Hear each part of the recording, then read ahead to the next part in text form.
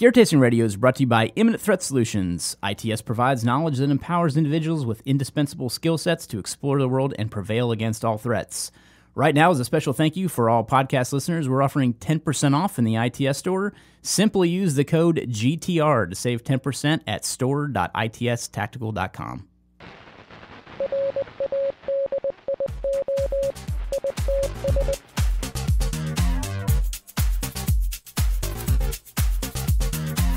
Welcome to Gear Tasting Radio, where we offer an in-depth look into the usage and philosophy behind the equipment in our lives. I am joined by Rob Henderson, as always. Hello. And I am Brian Black. Today, we are going to hit on a topic that is more, I think, overall philosophical. Is that a word? Philosophical? Yeah, we'll allow it. Lots of philosophy in it. So, we're going to talk about the overarching, I guess, premise of being a jack of all trades, which... And I know this sounds a little pompous, but I think of myself that way. So I have a lot of different interests. I have a lot of different skills that I feel like I'm into enough to call myself a jack in the trade, so to speak. Mm-hmm. And I feel like being really well-rounded in a bunch of stuff, but not an expert per se. Just enough to be or dangerous. A master, yes, exactly. To others or yourself. Yeah, so... I really wanted to kind of hit on that today and talk about that in a lot of different premises. So I know we talk a lot about gear and equipment on the show, but a lot of that does tie into the skill behind it too. So that's one thing that I really wanted to hit upon when I started ITS back in 2009 is there was, and this is what I say when people ask me how I got started, is there was a lot of talk about gear out there, and not a lot, but way less than is around now, but there were some great websites out there at the time. Most of them focused on the latest and greatest, and here's a press release of what came out and that type of thing. But no one was really talking about the skill behind using that equipment. So that's kind of where I feel that ITS fit in when we first started. Is that we were primarily focused on skill sets over equipment because it's really kind of a mind over matter type of thing. You need the actual skill and the intelligence level behind that skill to, really use the equipment that you want to pick up. So good equipment only does its job if you have the skill behind it.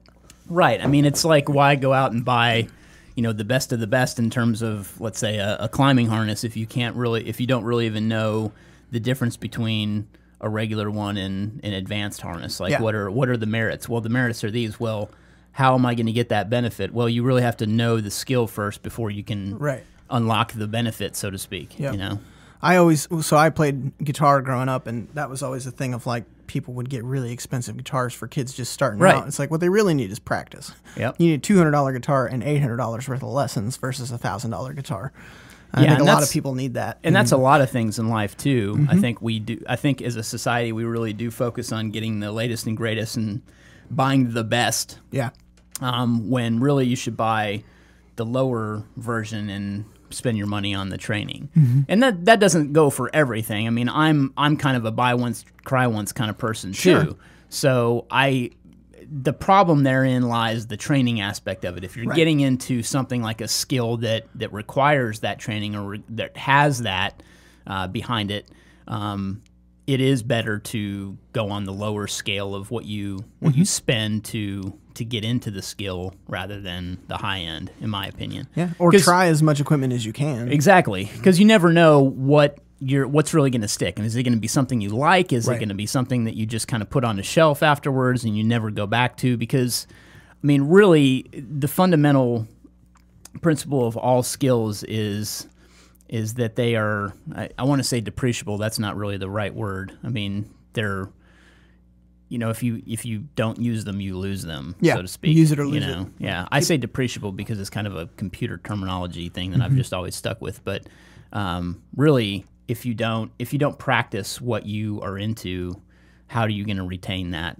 knowledge level? So yeah, absolutely. And that's really what it comes down to too. You can have the great equipment and you can even have the knowledge, but if you don't have a plan and a practice to review that information, you will lose it. Yeah. It's just like knot tying. I've been tying knots for a long time. I love knot tying. It's something I'm super into.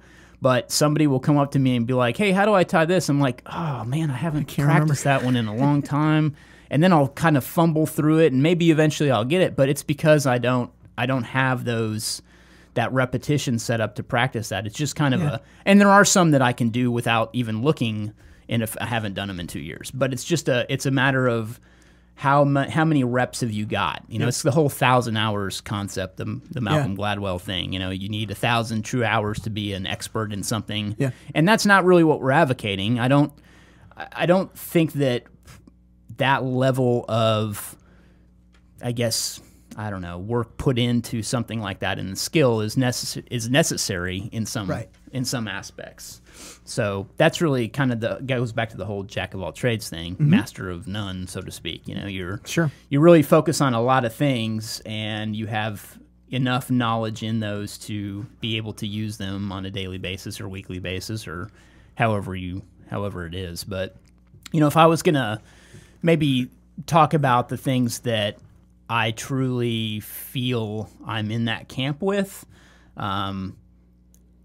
I mean, we'd be here all day because I do have a lot of interests, and I think that's a good thing. I think it's healthy to have a lot of different things you're into, and it also gives you more versatility in terms of conversation and being able to talk to people and fit into situations that you may not be comfortable in too, because you kind of have an idea of certain aspects of what they're into as well. So people will ask if I have hobbies or a hobby. Yeah. And so I've distilled it down to overarching is I really like researching things. Yeah. And so well, you're good at it. I use other hobbies as an excuse to research things. Yeah. So like when I get into vinyl records, I use that as an excuse to research, well, what's the best speakers you can get? What's the best turntable you can get? Here's all the albums that are super expensive. And then kind of when I collect what I consider to be like a medium amount of a collection, the interest kind of wanes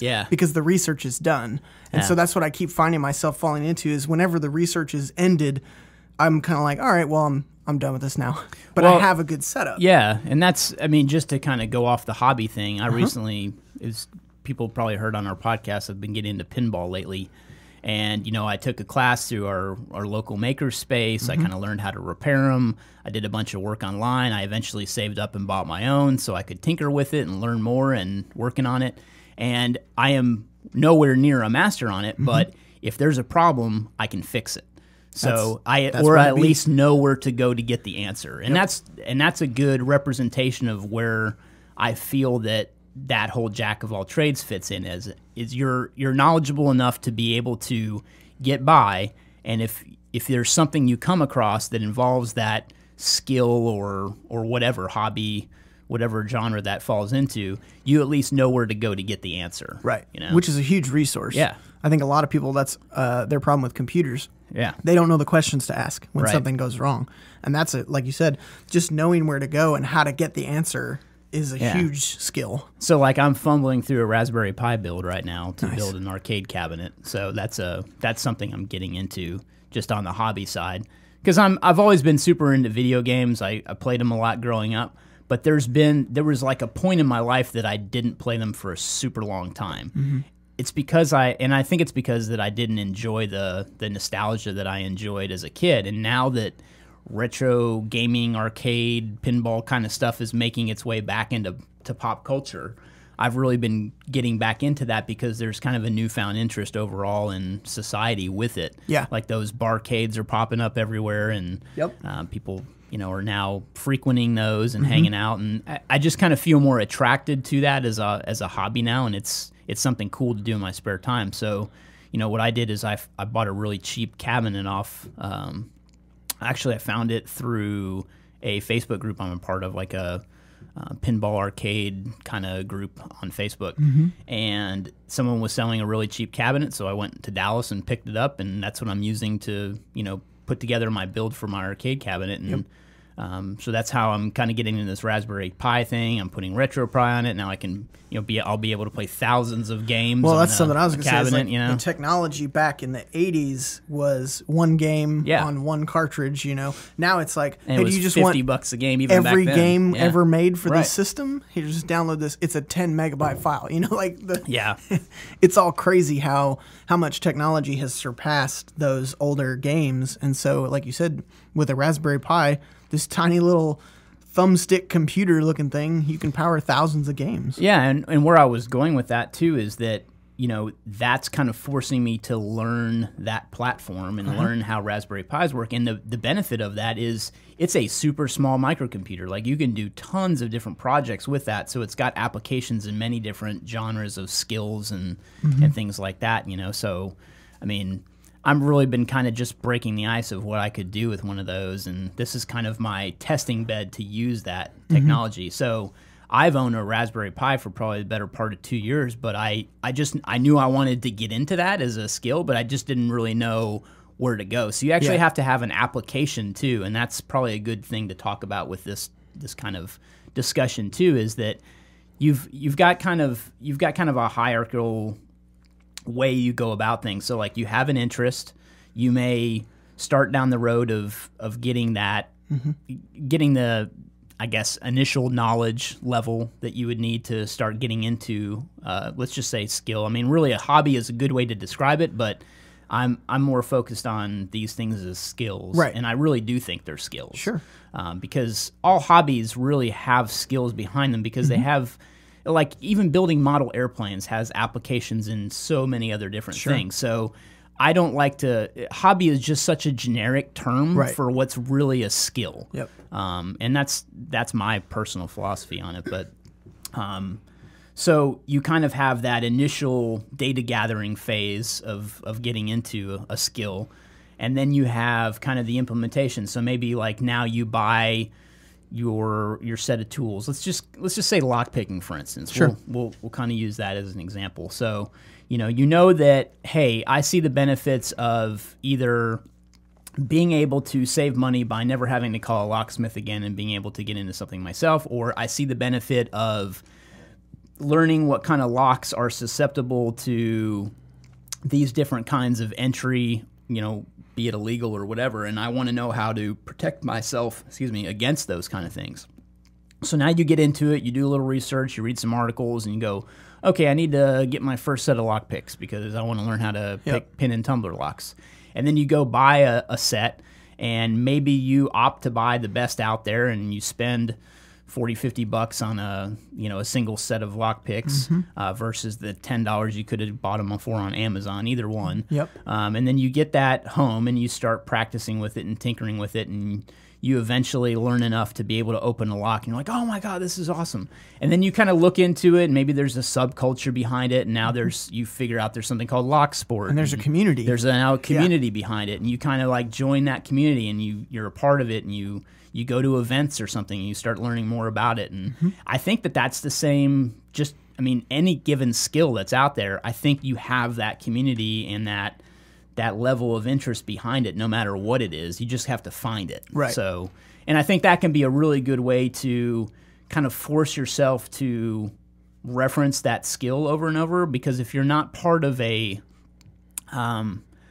guess a good way to describe it is like the CrossFit culture kind of thing. So like, I started out, after I got in the military, doing CrossFit, and I drank the Kool-Aid for a little while, and I was doing that, and it was great because I was part of a group. There was kind of that motivation behind it to do that versus just going to the gym and working out on my own. I eventually realized I would rather go work out on my own because I didn't like certain aspects of that, and I took, different fundamentals from CrossFit and kind of do them on my own, so to speak. But there is a lot that can be said about being in a group and kind of learning together like that. I think the community is the best aspect of that. I agree. It's not necessarily that their workouts are better or anything. It's just they have such a great community. Well, and if you think about it too, those are people skills that you're learning too. I mean, the more you can communicate with people, and the more you're comfortable around people of different walks of life, I think that's a skill in itself too, and that can all be learned through kind of getting into these micro skills. Yeah. And well, and I the learn communities behind so them. much more from people Yeah, than I do absolutely. from written research. Yeah, I'm a very visual learner,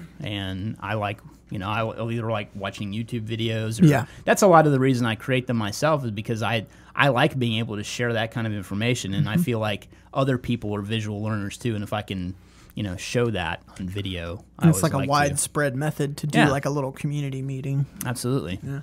But yeah, I mean, the premise of that is just, enjoying those skills that you're a part of, and continuing to kind of push the envelope and reach out and expand your horizons, so to speak, and learn more. So what's the skill you're kind of getting into, So or I've been doing? I've been shooting for a long time, but most recently I've been focusing on going out to a little bit longer range. So I've had a lot of ARs in the past where I kind of stick about 100 yards, and that's kind of my comfort level. I can shoot well within 100 yards. Once it goes past that, that's where I'm starting to kind of pick up tips and things like that, and it illustrates to me why people are going with different cartridges and things like that, because you struggle to hit a lot of things with like the standard 5.56 that another round will just breeze through. So it's been cool for me to see different applications of that, and I have a buddy that's got 3 or 4 different calibers, which helps to kind of illustrate. Have you gotten like, into researching ballistic coefficient yet? so that's what I stumbled into last night. Yeah? Of like, Nice. I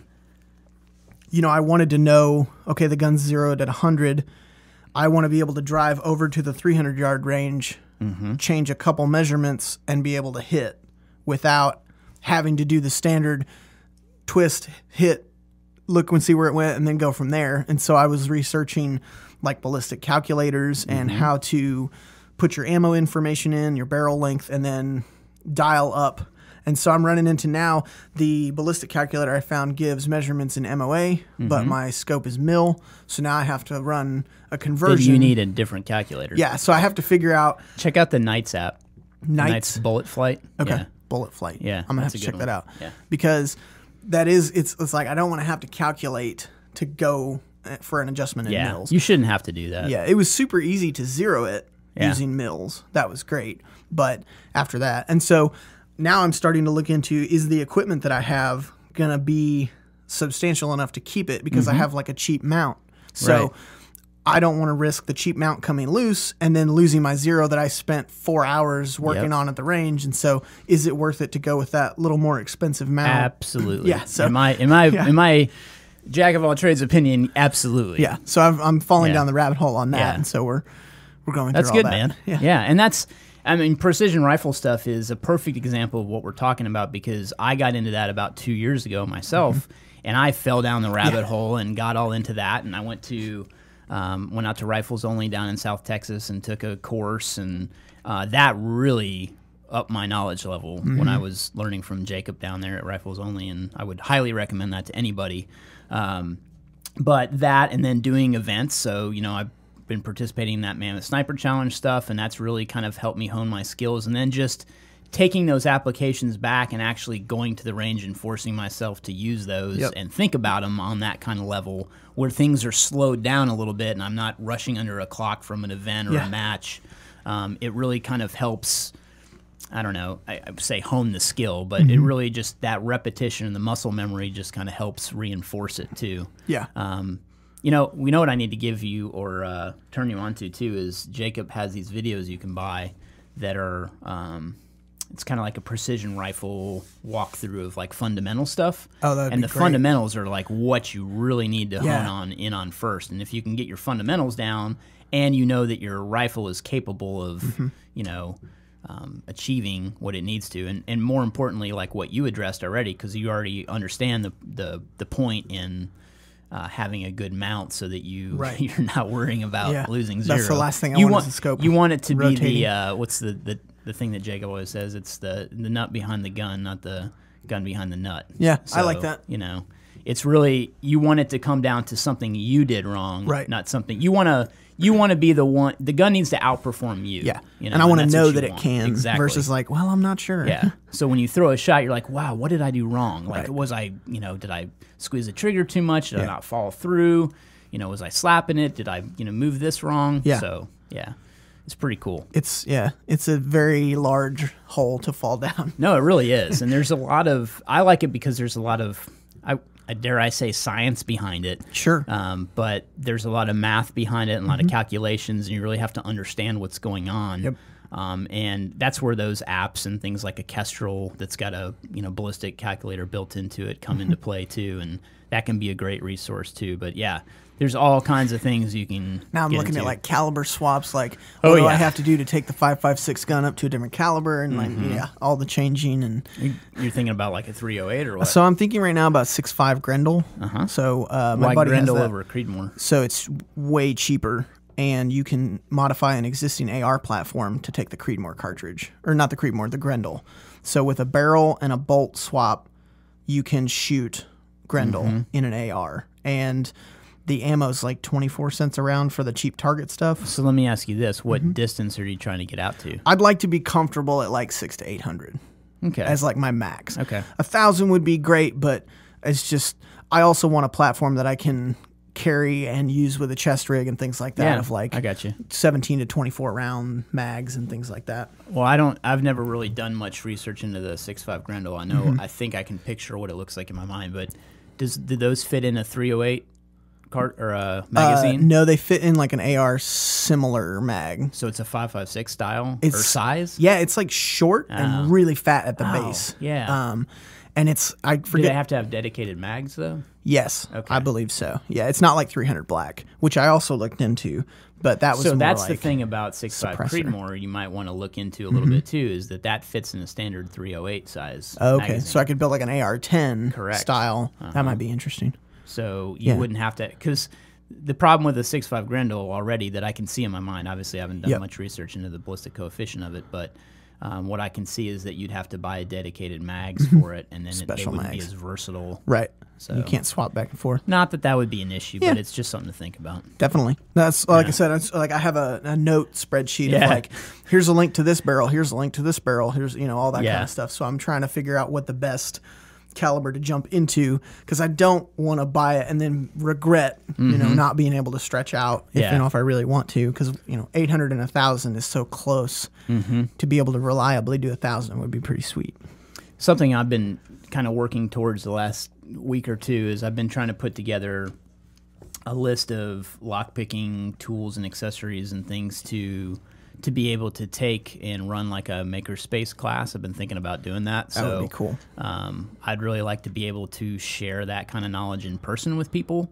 On how to pick locks, because I think it's one of the coolest things to watch somebody open a lock for the first time and to see that, like, oh my god, like, I think it's that's just like the full it's circle. better than solving a Rubik's cube. Yeah. You know what I mean? It's So- like you've come full circle on that skill. Yeah. From like getting into it to getting the equipment to getting the knowledge, and now Yeah. you're able to share that with other people, Yeah. which is really cool because it kind of perpetuates the and I still the don't skill. feel like I know that much. Yeah. You know what I mean? But I know enough to be able to get somebody into it Sure. and to show them enough to be able to learn it and understand where to go to get more information. So that's what I feel like I can be able to share. Yeah, And- that's super cool. Yeah, and I think that people kind of, they have a fear of staying in their lane, which rightfully so. There's a reason for that. However, once you're able to impart knowledge to somebody else, like I feel like we kind of have this. Well, I'm not good. I'm not an expert. Like, Right. screw that. Who created that term? Like, you got to be an expert to be able to share knowledge with somebody. So, Sure. and I know there's the whole, like, what is it? Those who can't do teach. There's that whole philosophy, and I think it's a load of crap, honestly, because the way that we've learned as a society over time is the sharing of knowledge. Yeah. And if you're afraid to share knowledge because you don't think you have enough knowledge, that's just wasted, in my opinion. And if that's honestly the way people think, they would never feel ready to teach. Right, exactly. You'd never be comfortable Yeah. being like, okay, I know everything. Yeah. Now I can teach. That's not like, how it works. and what's the demarcation of someone being able to share knowledge and it being useful? Like, do they have to have a PhD to do that? Right. Like, do they have to have a master's degree to do that? Yeah. Do they have to have a bachelor's to do that? Like, what is that variable? Like, is it time? Right. Is it popularity? Is that they do it for a job? Right, exactly. So it's like, Yeah. I don't think you should ever stop learning. Correct. And you can always impart knowledge. Now, I don't think you should try to like ram it down people's throats. No. But if they're asking and they need help with any skill, you can help by saying like, well, this is what I did. And it's less of a like, this is what you should do. It's more like, well, here, I can show you my setup and see what you think. Yeah, and there's obviously a fine line between like calling yourself an instructor and charging for it and things like that. So it's just, I mean, obviously the tactical industry is full of that kind of thing that happens all the time, and it's hard to distill the weed from the chaff, so to speak. But at the same time, I think that you can always learn something from everybody. I can walk out the door, and the first person I come across, I guarantee I can learn something from them. Yeah. And if you're not open to that knowledge transfer, and you're not willing to see that, I think that's a closed-minded way of thinking, and it's you'll hit a lot of walls. Yeah, it's no way to live your life. Yeah. So. I really think that I've picked up a lot of skill-related interest just because I listen a lot. I'm always well, like, what is that? What do you have over there? Yeah. And it also is a great conversation starter too, because there are so many people out there that you want to bypass. You're like, I don't really like the way that guy looks, or something about him rubs me wrong. At the same time, like if you just sit down and have a conversation with someone and really try to be interested in what's on their mind, you can learn a lot, and there's probably a lot that you have in common with most people out there. Yeah, I mean, there's a reason they're interested in it. Yeah.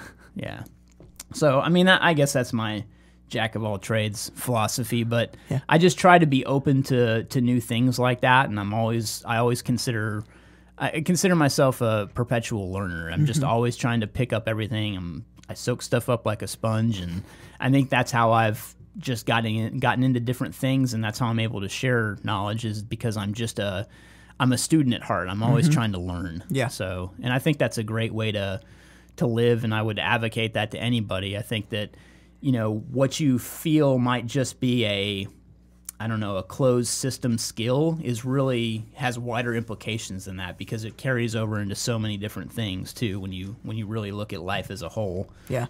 So lots of different facets. Yeah, absolutely. All right, thanks for listening to Gear Tasting Radio. Remember, if you have questions, use the # Gear Tasting on a social media network, and we will find your questions and address them here on the show, either on the radio show or on our video show. Remember, all episodes of Gear Tasting Radio are recorded for video, so if you're signed up on our YouTube channel, we would very much urge you to subscribe and check us out there too, because you can, I think, get a little bit different take on the show just by a little more. Watching. It's like you're sitting at the table. Yeah, it's like you're here with us watching. Anyway, so also check us out on Apple Podcasts. You can sign up there. Do us a favor while you're there, either on the Apple Podcast app or visiting on iTunes. Go ahead and leave us 5 stars. We very much appreciate your rating. It kind of helps get our show out to different people, and you would be very much helping and supporting the show just by leaving that. It would very much allow us to kind of get seen by new eyes on Apple Podcasts and things like that. It just really helps a lot. And last but not least, check out our Patreon page, patreon.com/ITSTactical. You can support the show there. We've got some perks to give you back in return for your donational support over on Patreon if you become a patron. And then you also, if you're interested in kind of the show notes from these podcasts, always forget to do this, but if you go to itstactical.com/podcast, you'll see all of our podcasts there, and you can get the notes from each podcast within those posts on our site, or you can just simply visit geartastingradio.com, and you'll get redirected to that page, and you'll be able to check it out there. So thanks for listening, and we'll see you next week.